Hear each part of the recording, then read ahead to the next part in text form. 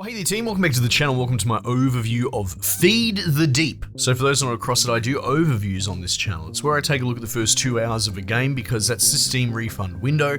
Steam says that you can make up your mind about whether you want to keep a game or not in that time period, and broadly speaking as a rule I would agree and say 20 hours in, you're probably not going to change your mind about how you felt 2 hours in. So it's a short punchy video, keep it around 10 minutes, give you the broad strokes info, and you can make up your mind on your own. So, this actually came out back in August, and I put an hour in at the time, and I loved it, but for whatever reason, I think I was reviewing something else, like bloody Star Wars or something, but this fell by the wayside. So, I dug it out for another hour today, and my god, this game is so clever and cool. For what it is, it's definitely a smaller, bite-sized arcade type title, but it's asking a fair entry price, like $10 Australian. That's nothing, you know? So I think that it's worth it. I think this is something you should probably have in your catalog. And while I wouldn't say it's super casual, like it's got a little bit more involvement than what I would have expected coming from this bloke Luke Muscat, who is a fellow Australian and did things like Fruit Ninja and Jetpack Joyride. Actually, I have fond memories of. I played an absolute ton of that on like a mobile at the time, 10 years ago or whatever it was, you know, before you go on bed and you have to go back and face the real world. Yeah, I got some good value out of that game. And all the design and art aesthetic, it's all carried over there as well. So now that I've told you that, you'd probably go, oh yeah, I see that. But where that was much more of a very basic run-based, left to right, endless runner type thing with meta progression, this has a little bit more depth, dare I say. At its core, you are trying to do its namesake, feed the deep. The idea is that there's a contrived post-apocalyptic scenario where, you know, we're down to the sort of last bastions of humanity, kind of on the back foot, and there's a sort of sacrificial element, right? We need to feed this Cthulhu-type monster thing down in the bottom of the ocean. Who cares? It's a thread, it's good enough, it sticks to the theme, which is that sort of oppressive, kind of creepy, crawly, what's down there in the dark, because there are some things getting in your way, tentacled monsters and things that even in the text log are referred to as like similar to huntsmen, which are, you know, big fuck off, mostly harmless spiders that we have in Australia, but you know, don't go poking and prodding them or anything like that. But it's cool. It's cool to see the kind of Australiana horror work its way into Cthulhu. It's about time. And it has like a magnificently clever core loop in that, similar to, you know, we were looking at Planetcraft the other day, the oxygen tether system. You know, your range is limited by your oxygen, similar to this. So your core tenet is to locate the food, the bloody chunk of flesh that you got to deliver to the deep. And depending on the scenario you pick, because there are sort of disparate scenarios and they've got different color palettes and all that sort of stuff, but they also have their own shtick. So let's just say the basic one, I'm pretty sure you can pick it up pretty much from the beginning, or you have to get a key to unlock it, where later ones you might have to locate it in the level, and it's all procedural down in the caves, you know, submarining away, deep diving. And you essentially have to drag this chunk of meat to the deep and feed it, and that's it. That's your impetus, that's your end state. But it's not simple in that you have to explore these cave systems, and you have currencies that are very reminiscent of things like Jetpack Joyride. You've got like a gold and sort of like a dark matter purple currency.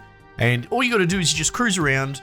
You've got an oxygen timer, which is pretty short in the beginning. Your depth is limited as well. I think it might be something similar to a pressure overdrive that you see in Subnautica. I can't think of it at the top of my head, but you know, if you go too deep, it starts draining your oxygen at a higher clip. So you essentially pick up all the currencies and you drag them back up, and there's a shop, and you can buy new gadgets. You know, some of them will be ammo for your flare gun, which is essentially your only weapon, but it can also be pretty handy little things from, you know, consumables like refillable one-off oxygen things to little flares and lights and tether lines that you can run along, and you get a speed boost once you sort of set them. You can kind of record the optimal path as you do runs back and forth, and you know, rudimentary infrastructure. Now there are a couple more scenarios there, and it looks like there's even more that are locked. And I do wonder how sort of robust it gets, because again, comparing it to the touchstones like Jetpack Joyride, there's a lot more going on here. That's why I sort of said at the beginning, it's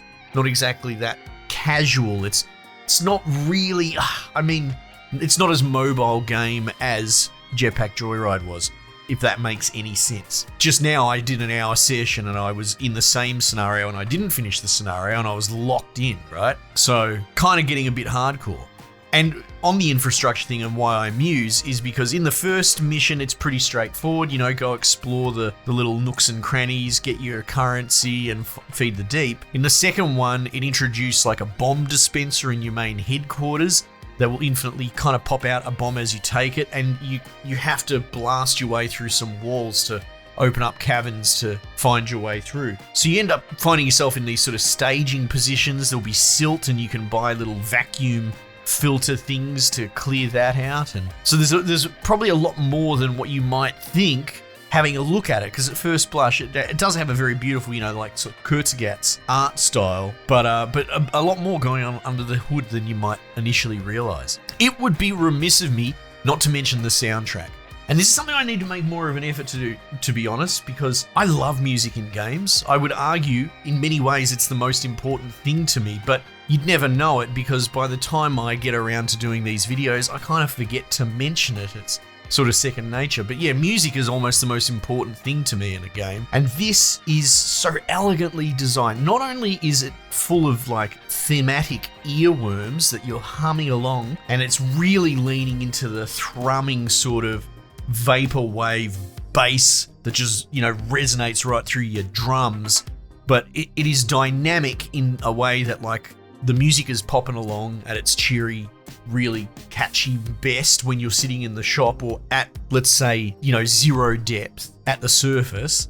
And as you go down, it fades and fades into the background, and it gets obfuscated by the, you know, it sounds like it's distant and underwater. And the deeper you go, it does eventually fade out into nothing but ambient background underwater diver sounds, and it's scary, right? And so, you know, when you bring in your treasure trove back after your little run and you're going further up and the music's sort of subconsciously fading back up as you go for the surface, and maybe you're sort of pushing the limit on your oxygen and the music's coming up to this sort of escalation high, and are you going to make it? And then when you hit the shop, it clears the music up into a different kind of theme, a little bit more like bossa elevator type music, if that makes sense. So it'll be the same song underneath, but they flip it from you know, synthwave vapor drones into bloody waiting in line at the bank music, and it's just brilliant. It's really cool. So yeah, what an excellent game. And it's one of those things, it's the palate cleanser. Like, don't get me wrong, I could put hours and hours into this,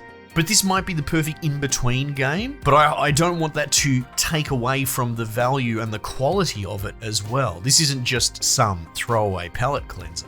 This is an excellent game, and at this price, an absolute steal, and I highly recommend you get behind it and check it out. Anyway, team, I might just leave it there for the time being. I'll catch you guys on the next one.